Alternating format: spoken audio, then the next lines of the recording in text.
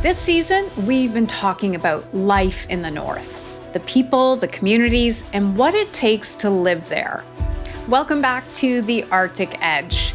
This episode, we're zooming out, looking at energy and climate, because in the North, both shape everything. Energy is harder to produce, harder to deliver, and harder to rely on. And as the climate changes, it pushes everything to the limit. Long winters, extreme cold, and communities far from any grid. Now that sound you hear, that's a diesel generator. And those generators power almost everything across Nunavut. And in a place this remote, fuel has to be shipped in. And changing that changes everything. Anne Raphaëlle Audouin is working on exactly that. She's the CEO of an Inuit-owned company based in Rankin Inlet. For years, she's been focused on a project designed to transform the North. Tell me about the Kivalliq Hydro Fibre Link. What the Kivalliq Hydro Fibre Link entails is a multi-jurisdictional intertie that would bring reliable, affordable, renewable electric power from Manitoba into the territory of Nunavut, and also paired with fiber optic connectivity. The project would serve almost the entirety of the Kivalliq region in terms of its population, because it would serve 5 out of the 7 communities in the Kivalliq region of Nunavut. And it would also serve mines and potential industrial developments in the future. So it's a game changer in the way we operate in Nunavut, the way we do business, the way we carry on government operations, the way we do schooling, education, health, everything gets transformed with access to grid connection. Everything. That's not an overstatement. And to understand why, you have to understand what Nunavut runs on right now. Nunavut functions entirely on diesel. So every day, everything that you do is powered by diesel. Those diesel plants were developed in the 50s and the 60s, and they're right downtown. So the next building next to your house is a big diesel plant, and that's in every single community. So every single community in Nunavut has that kind of diesel plant. Turns on the lights, that's what powers your electricity. And every single house has their own diesel tank that provides heating. And the other fact that is mind-boggling is that 100% of all petroleum products that are imported into Nunavut most years come from foreign nations.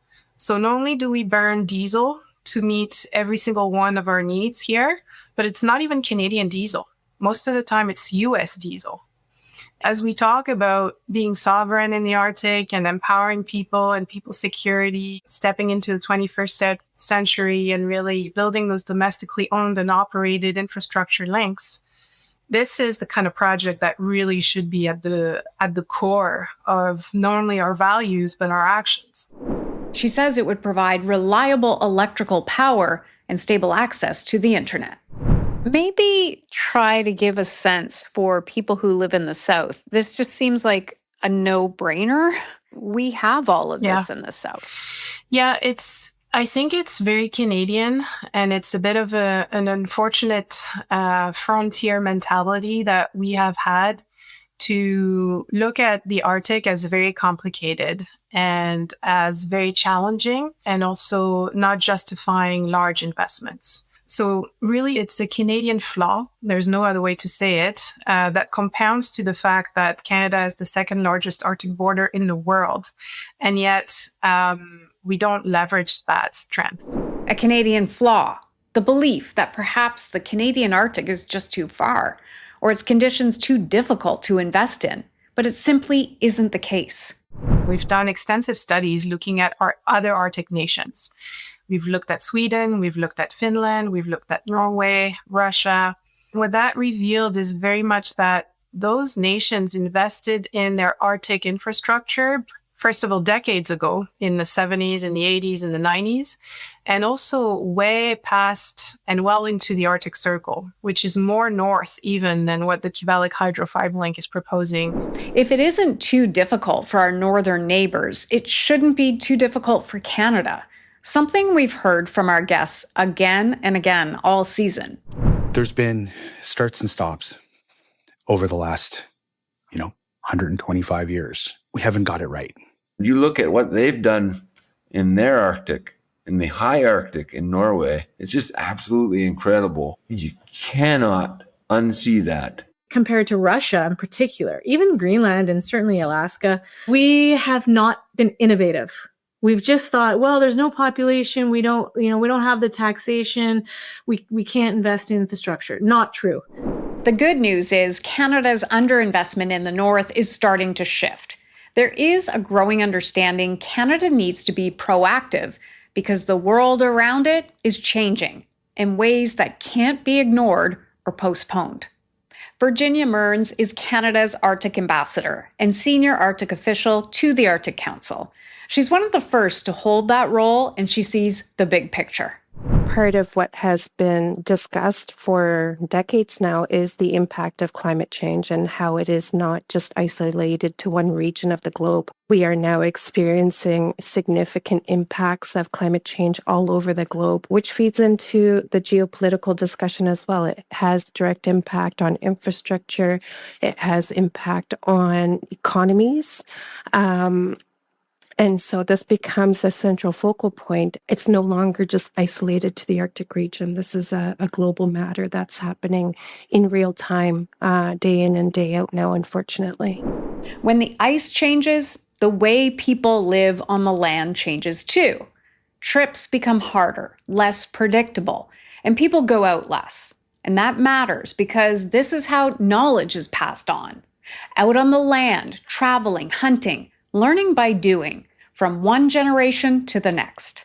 Michael Milton grew up that way and is continuing the tradition of passing on knowledge, although in a new and exciting way. From Pond Inlet, he now leads youth research programs, bringing Inuit youth and Arctic scientists together. So learning on the land continues. It was either you stay still and die, or you confront the harsh environment and you make it your own. These are the masters of the Arctic that survived for generations, and these are my ancestors. And it wasn't just about understanding the Arctic, it's controlling it in a respectful manner.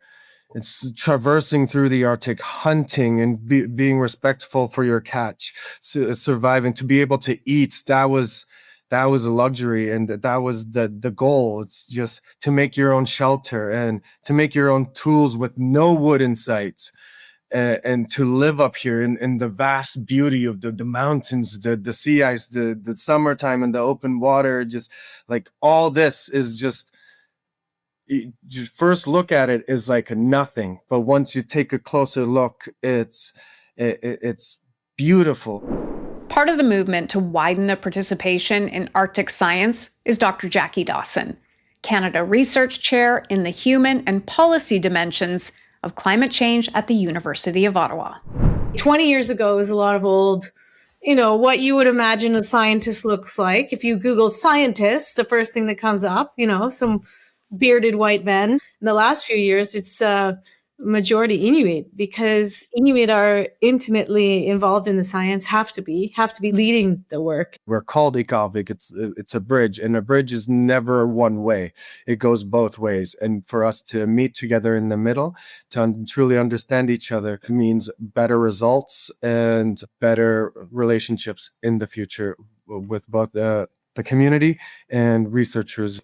The beauty is when you bring this diversity together, these diverse experiences together, and understanding climate and climate change in the Arctic. I mean, why wouldn't you use all the tools at your discretion, including the tools of, the trade of people living there, and everything from satellite images to models to everything. And if we work together, we can achieve amazing things. One area Dr. Dawson is working on is what's happening to the ice. And what she's seeing might surprise you. Everybody thinks, climate change, we're going to have increased access to the Northwest Passage. We're going to be able to trade through the Arctic. But the reality is actually climate change is making it less safe, less navigatable, less accessible than before. So everyone thinks, oh, it's open, but it's actually not at all. And the reason is climate change is breaking up this ice pack from the Arctic Ocean. It's flowing directly into the Northwest Passage. And now we have more ice choking up that route than we ever had before. So actually, it's harder to get through the Northwest Passage now than it was, say, 10 years ago.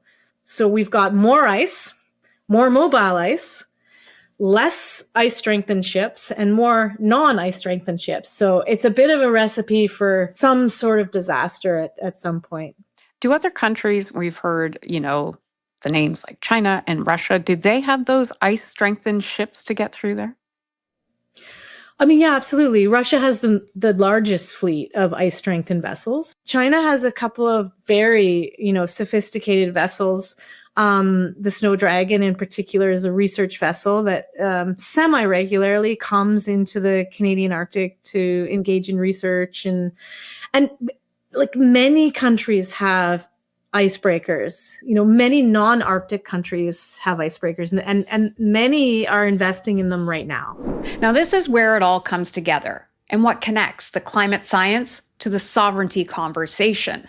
A changing Arctic isn't just an environmental story, it's a geopolitical one. This is how Inuit see the world, right? Is everything's connected. And I feel like sometimes we're like shocked by this, like, these threads are connected. But people who live there and see it and live it, they've seen this forever. They've seen these connections forever. But yes, absolutely, it's all connected. And it's all connected to a changing climate. And then these changing geopolitics just, compound and accentuate, what's already happening and what's already been happening for a very long time. I think that's a big part of the narrative that we've been hearing for a long time from our Northern Arctic communities is we've had to ultimately pay the price for decisions that were made elsewhere and are being forced to change the way in which we live our lives as a result. Is it safe to say when we're talking about this, we need to have the Inuit leaders, the leaders of the Métis, other Indigenous groups involved in the discussions at the very beginning, because there's so much knowledge there? There really is so much knowledge there. And there are steps being taken in that direction to ensure that participation is enabled at the beginning of processes. But also it goes into our governance systems that exist within Canada and how do we navigate those to ensure that on fronts such as emergency preparedness, that we are coordinated, that we are collaborating, that resources are available in our very isolated communities, which continues to be a challenge because of the distances in which we exist from each other and from centralized emergency services centers. It's vast distances that we're talking about. And so how do we continue to work together to ensure that collectively we do our best to respond to these types of situations? Which takes us back to the question of how to invest in the North so its communities are better prepared and able to thrive. The lack of infrastructure drives high costs, and then those high costs drive the lack of infrastructure, and on and on and on. So you have to break that cycle. And the best way to do that is to invest in a major way in transformative infrastructure that really create new and unprecedented revenue pathways for people, for Inuit and for everybody living here. Anne Raphaëlle puts a number on how far behind Nunavut actually is. When you look at the Yukon and the NWT, in terms of infrastructure and access to services, they're probably 20 to 30 years behind the rest of Canada. And Nunavut is probably another 30 to 50 years behind the Yukon and NWT in access to the exact same services and infrastructure. So it's my way to say that the urgency for Nunavut is probably 10 times what you're seeing in the rest of Canada and certainly in some other parts of the territories. 50 to 80 years behind on electricity, on connectivity, and the clock on the existing infrastructure is running out. We're heading into an energy wall because the average age of a diesel plant in Nunavut is 55 years old. And we're heading into a connectivity wall because we don't own any of it, we don't control any of it, and we're decades behind what redundancy has been built even throughout the other two territories. So what does the Kivalliq Hydro Fibre Link actually change? It's really going to be so transformative, so deeply changing in very positive ways that sometimes it's even hard to quantify those benefits because it's going to be night and day. But I'll give you some numbers just to give an idea of the magnitude. So we're talking about more than $3 billion in gross domestic product contribution during construction alone. Talking about more than 3,000 jobs at any point during construction. Talking about more than $80 million of revenue over the lifetime of the project. Why are we not improving the system? What does it tell people? That they don't deserve it? That they're too few and far in between to justify the cost? As a Canadian, even removing my project proponent hat, I can't accept that. You cannot have a thriving, prosperous economy that is reliant 100% on diesel and that doesn't have access to communication.